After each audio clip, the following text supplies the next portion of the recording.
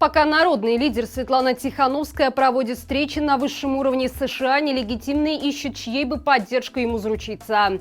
Судя по всему, отношения со странами Запада он решил уничтожить окончательно. И для этого Лукашенко предложил сократить диппредставительство в государствах до одного посла и его помощника, сняв им для работы по двухкомнатной квартире. При этом оставшиеся кадры должны быть идеологически правильными и полностью преданными самодержцу. Вчера на совещании о приоритетах внешней политики Лукашенко заявил, что сегодня нужны дипломаты, практики, специалисты своего дела, патриоты, которые не побоятся заявить претензии и отстоять честь своей страны.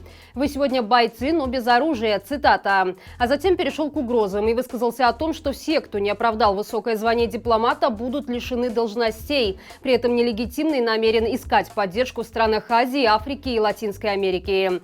По его словам, в этих регионах важно работать, потому что там белорусов ждут и создан серьезный задел. Что ж, кажется, нас ожидают очередные чистки, на этот раз в дипломатических кругах, и послы и батьки, которые будут ходить щелобитными к арабским шейхам и африканским диктаторам.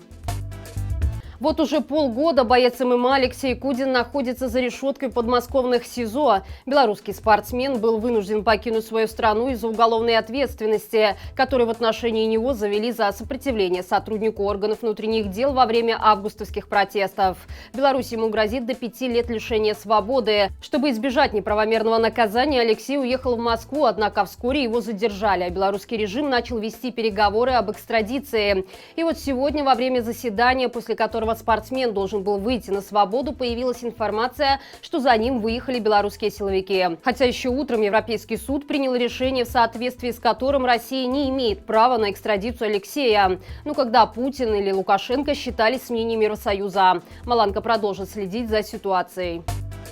Сегодня стали известны некоторые итоги работы так называемой Конституционной комиссии, работающей по приказу нелегитимного над обновлением основного закона. Так, комиссия предлагает сохранить президентскую форму правления, при этом подняв возрастной ценз для занятия должности главы государства до 40 лет. Отметим, что по действующему основному закону возраст, при котором можно претендовать на роль президента, составляет 35 лет.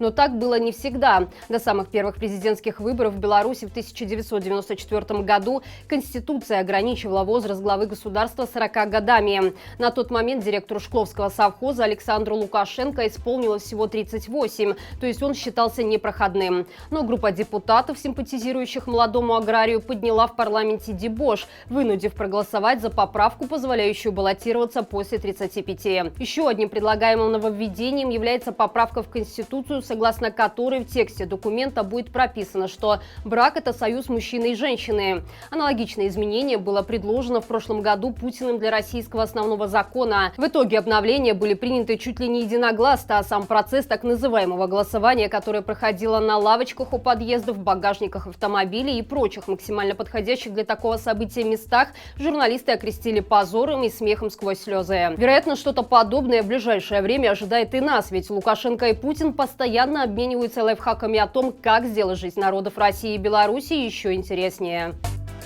Шутки о том, что медиков в Беларуси осталось на 3 дня, уже в прошлом. Теперь в поликлиниках появилась новая проблема – нехватка реагентов. Это материал, с помощью которого проводятся различные анализы крови. Так, по информации телеграм-канала «Белые халаты», в одной из столичных поликлиник по причине отсутствия реагентов уже невозможно сделать анализ на гормоны, онкомаркеры, коагулограммы и анализы витамина В12. А в третьей детской поликлинике Минска и вовсе периодически пропадают реактивы для определения глюкозы.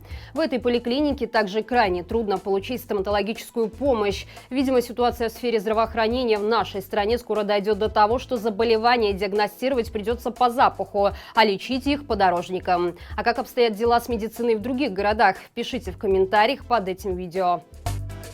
Лукашенко фактически объявил войну соседней Литве. Через белорусскую границу идет нескончаемый поток нелегального. Начиная от мигрантов из стран Азии и Африки до фантастических партий контрабандного товара. Очередной такой подарок от диктатора литовские пограничники поймали в пункте пропуска Райгардас. В фуре, которая двигалась в сторону Каунаса, среди древесных плит были спрятаны более 300 тысяч белорусских сигарет. По документам, транспортное средство должно было перевозить около 20 тонн древесины. Однако Однако на фото таможенников видно, что многие из них были выпилены, а в дырки некие доброжелатели вложили блоки сигарет марки Неман. Отметим, что это предприятие принадлежит кошельку Лукашенко Алексею Алексину, попавшему под санкции Евросоюза. Стоимость перевозимого незаконного груза оценили более чем в 1 000 000 евро. А всего несколькими днями ранее на том же пункте пропуска литовские таможенники выявили партию контрабандных сигарет на сумму почти в 2 миллиона евро. Судя по всему, у Лукашенко окончательно отказали тормоза, и он пытается доказать всему миру, что любое экономическое давление Запада ему нипочем, когда за его спиной стоит кремлевский хозяин. Вот только маловероятно, что даже российский диктатор сможет долго терпеть выходки своего сбрендившего протеже. С 1 июля с коммерческих посылок, отправляемых из Беларуси в страны Евросоюза, будут взиматься НДС. Налог придется платить со всех посылок вне зависимости от стоимости вложения. А вложения свыше 150 евро будут облагаться еще и таможенными платежами. Изменения затронут бизнесменов, которые заказывают товары за границей для продажи в Беларуси через интернет-магазины. Что касается некоммерческих посылок, то при пересылке отправлений свыше 45 евро для личного пользования получателя НДС не взимается. Однако в случае, если стоимость вложения окажется выше, таможенные платежи также будут начисляться. Друзья, завтра в 20:00 на нашем втором канале Маланка Лайв пройдет ток-шоу «Народ спросит». Проведем его я и мой коллега Андрей Микрюков. Поговорим о будущем Беларуси. Остался ли шанс на победу или Лукашенко останется навсегда? Что будет происходить с экономикой, когда санкции заработают в полную силу? Опустеют ли полки магазинов из-за экономического кризиса и объединится ли Байпол с радикально настроенными инициативами? Обо всем этом вы можете спросить спикеров, которые появятся в нашем эфире, прислав свои вопросы в чат-бот, адрес которого вы сейчас видите на своих экранах. До встречи завтра и живи Беларусь!